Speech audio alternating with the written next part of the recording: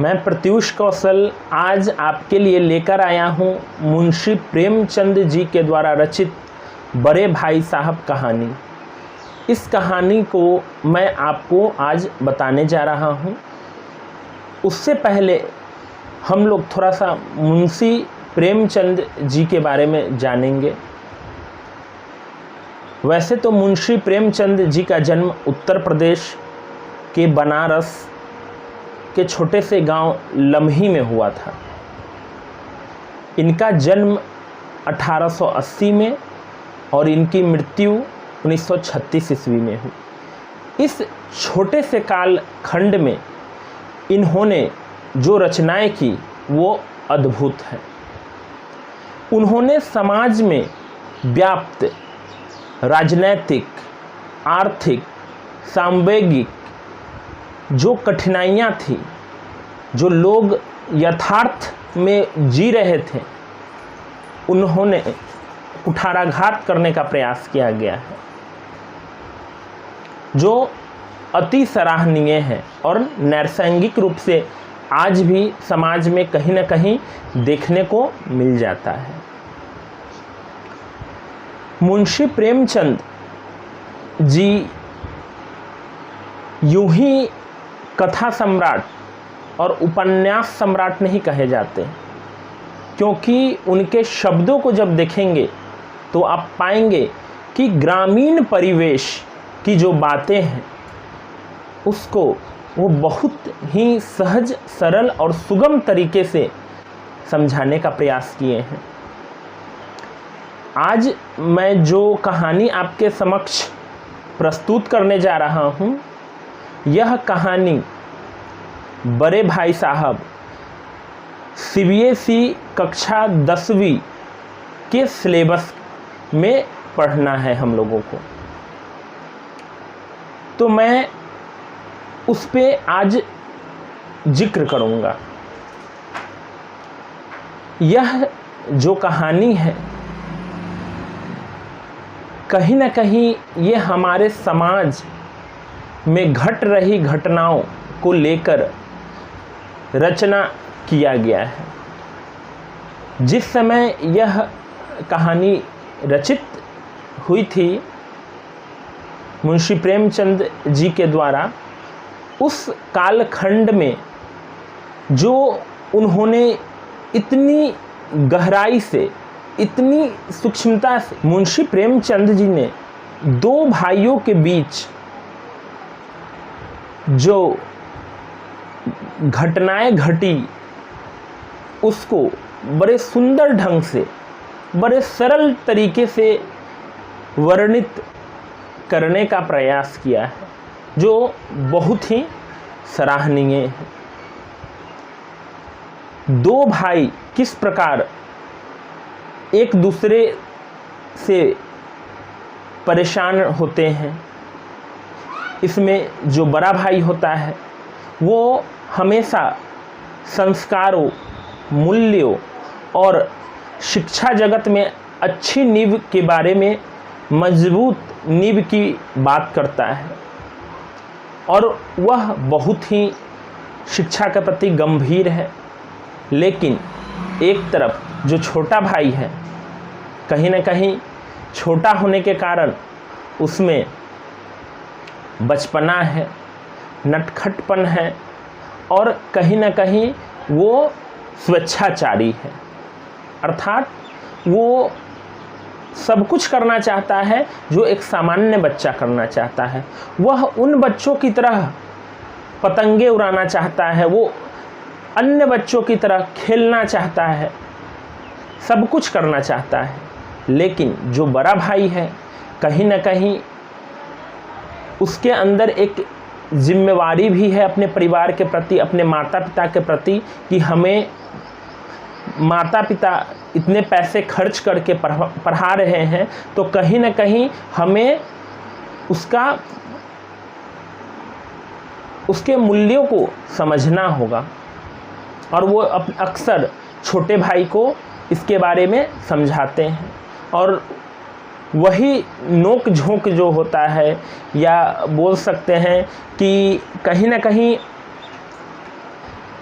छोटा भाई चिड़चिड़े स्वभाव होने के कारण थोड़ा सा हमेशा उस पर बंदिशें लगाने के कारण कहीं ना कहीं छोटा भाई चाहता है कि वो बड़े भाई साहब से थोड़ा सा वो कटा छटा रहे, बड़े भाई साहब उतना ध्यान न दे। लेकिन बड़े भाई साहब एक बड़े होने के नाते हमारे समाज में बड़ों का बहुत सम्मान किया जाता है, जो इस कहानी के माध्यम से आप समझ पाएंगे कि बड़ों के ऊपर कितनी जिम्मेवारी होती है, जवाबदेही होती है।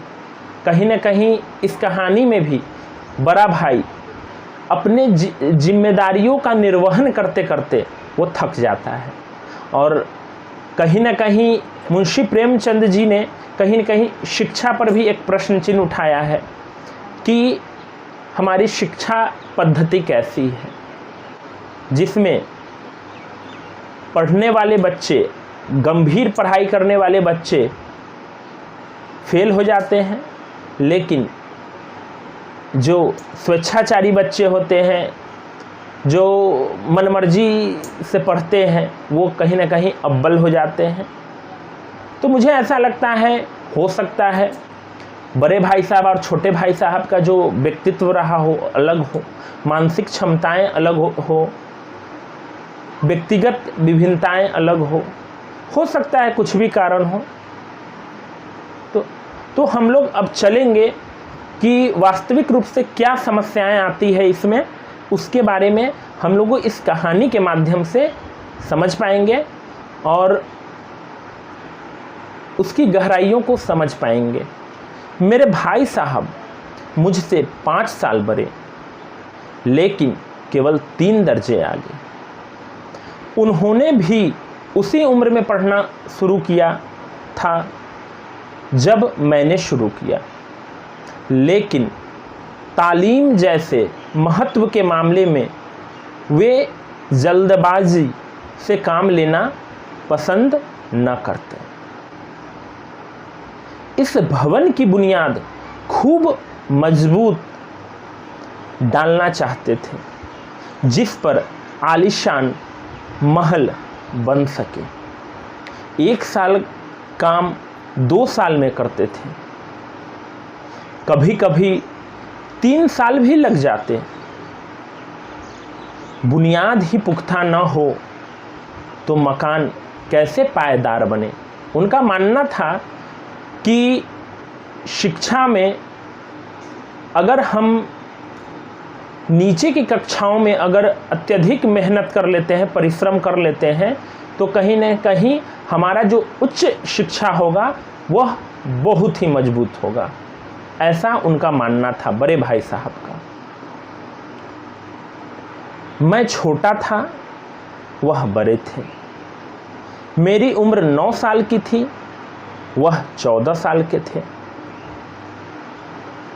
उन्हें मेरी तंबी और निगरानी का पूरा जन्मसिद्ध अधिकार था, और मेरी शालीनता इसी में थी कि उनके हुक्म को कानून समझो।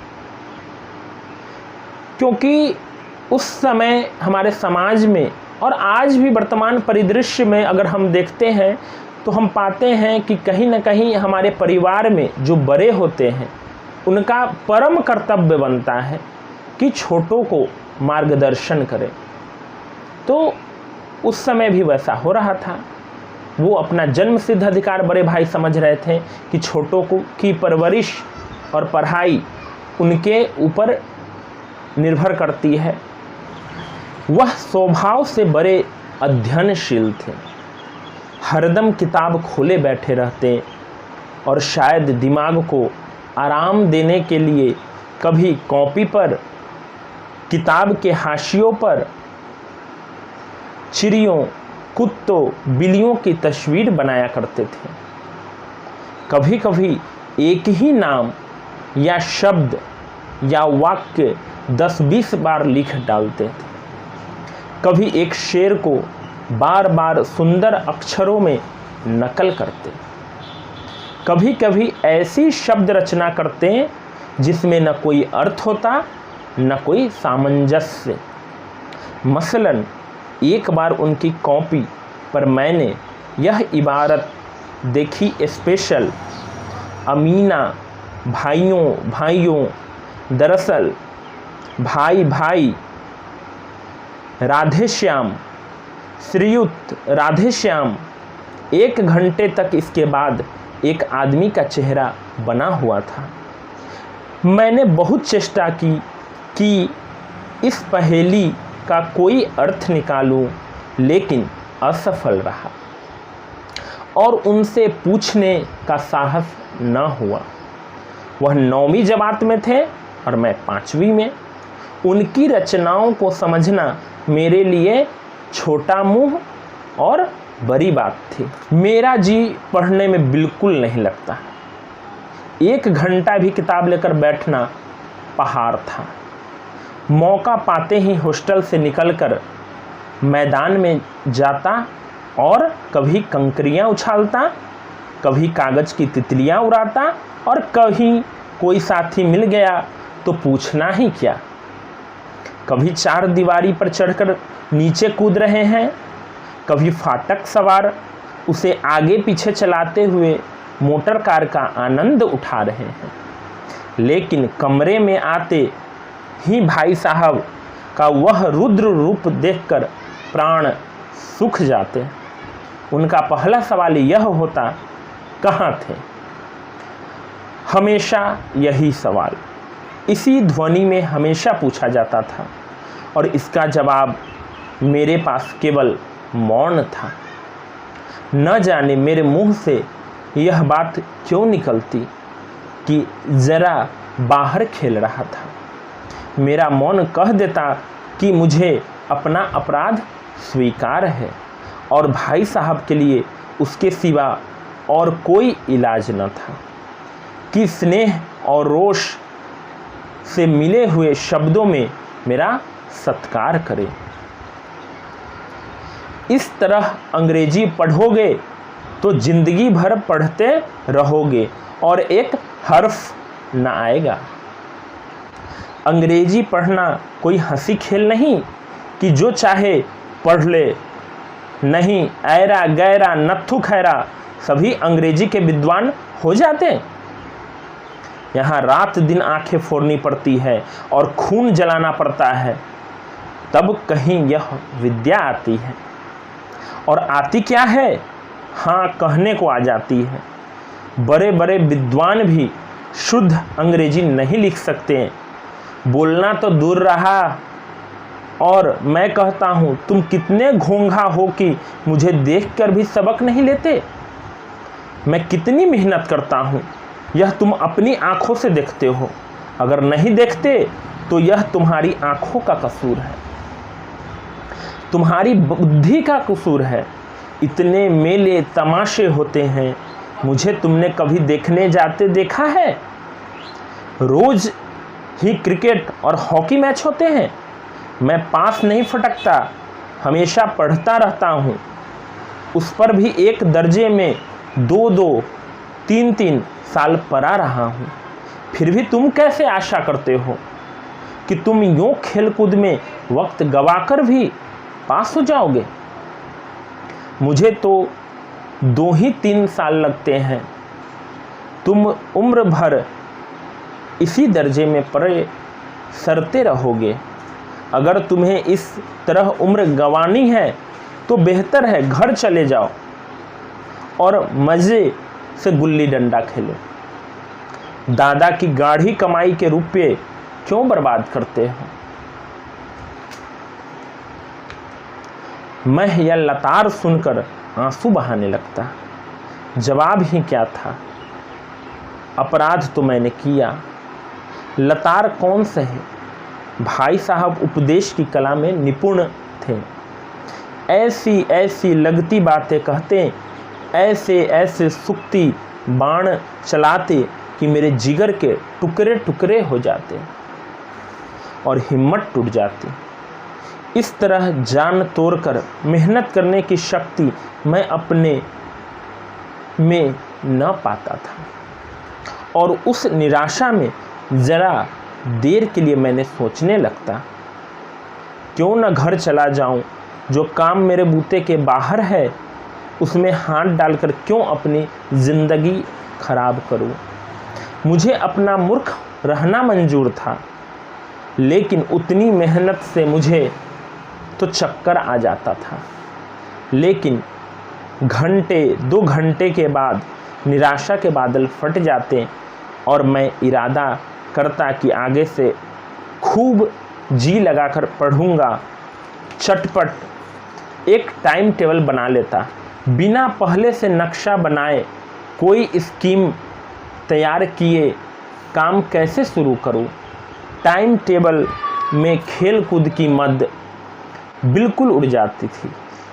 प्रातःकाल 6 बजे उठना, मुंह हाथ धो नाश्ता कर पढ़ने बैठ जाना, 6 से 8 तक अंग्रेजी, 8 से 9 तक हिसाब, 9 से 9:30 तक इतिहास, फिर भोजन और स्कूल। 3:30 बजे स्कूल से वापस होकर आधा घंटा आराम, 4 से 5 तक भूगोल, 5 से 6 तक ग्रामर, आधा घंटा हॉस्टल के सामने ही टहलना, 6:30 से 7 तक अंग्रेजी कंपोजिशन, फिर भोजन करके 8 से 9 तक अनुवाद, 9 से 10 तक हिंदी, 10 से 11 तक विविध विषय, फिर विश्राम। अगर टाइम टेबल बना लेना एक बात है, उस पर अमल करना दूसरी बात। पहले ही दिन उसकी अवहेलना शुरू हो जाती है। मैदान की वह सुखद हरियाली, हवा के हल्के हल्के झोंके, फुटबॉल की वह उछल कूद, कभी के वह दाव घात, वॉलीबॉल की वह तेज़ी और फुर्ती मुझे अज्ञात अनिवार्य रूप से खींच ले जाती। वहाँ जाते ही मैं सब कुछ भूल जाता। वह जानलेवा टाइम टेबल, वह आँख फोड़ पुस्तकें किसी की याद न रहती और भाई साहब को नसीहत और फजीहत का अवसर मिल जाता। मैं उनके साए से भागता, उनकी आँखों से दूर रहने की चेष्टा करता, कमरे में इस तरह दबे पाँव आता कि उन्हें खबर न हो। उनकी नज़र मेरी ओर उठी और मेरे प्राण निकले। हमेशा सिर पर नंगी तलवार सी लटकती मालूम होती। फिर भी जैसे मौत और विपत्ति के बीच भी आदमी मोह और माया के बंधन में जकड़ा रहता है। मैं फटकार और घुरकियाँ खाकर भी खेल कूद का तिरस्कार नहीं कर सकता था। सालाना इम्तिहान हुआ, भाई साहब फेल हो गए, मैं पास हो गया, दर्जे में प्रथम आया। मेरे और उनके बीच केवल 2 साल का अंतर रह गया। जी में आया, भाई साहब को आरे हाथ, आपकी वह घोर तपस्या कहाँ गई? मुझे देखिए, मज़े से खेलता भी रहा, दर्जे में अव्वल भी हूँ। लेकिन वह इतने दुखी और उदास थे कि मुझे उनसे दिली हमदर्दी हुई और उनके घाव पर नमक छिड़कने का विचार ही लज्जास्पद जान पड़ा। हाँ, अब मुझे ऊपर कुछ अभिमान हुआ और आत्मसम्मान भी बढ़ा। भाई साहब का वह रौब मुझ पर न रहा। आज़ादी से खेल कूद में शरीक होने लगा। दिल मजबूत था। अगर उन्होंने फिर मेरी फजीहत की तो साफ कह दूंगा, आपने अपना खून जलाकर कौन सा तीर मार लिया? मैं तो खेलते कूदते दर्जे में अव्वल आ गया। जबान यह हेकरी जताने का साहस न होने पर भी मेरे भाई रंग ढंग से साफ जाहिर होता था कि भाई साहब का वह आतंक मुझ पर नहीं था। भाई साहब ने इसे भांप लिया। उनकी सहज बुद्धि तीव्र थी और एक दिन जब मैं भोर का सारा समय गुल्ली डंडे की भेंट करके ठीक भोजन के समय लौटा तो भाई साहब ने मानो तलवार खींच ली और मुझ पर टूट पड़े हुए। इस साल पास हो गए, दर्जे में अव्वल आ गए तो तुम्हें दिमाग हो गया है? मगर भाईजान, घमंड तो बड़े बड़े का नहीं रहा। तुम्हारी क्या हस्ती। इतिहास रावण का हाल तो पढ़ा ही होगा। उसके चरित्र से तुमने कौन सा उपदेश लिया। या तो पढ़ गए, महज इम्तिहान पास कर लेना कोई चीज़ नहीं है। असल चीज़ है बुद्धि का विकास। जो कुछ पढ़ो उसका अभिप्राय समझो। रावण भूमंडल का स्वामी था, ऐसे राजाओं को चक्रवर्ती कहते हैं।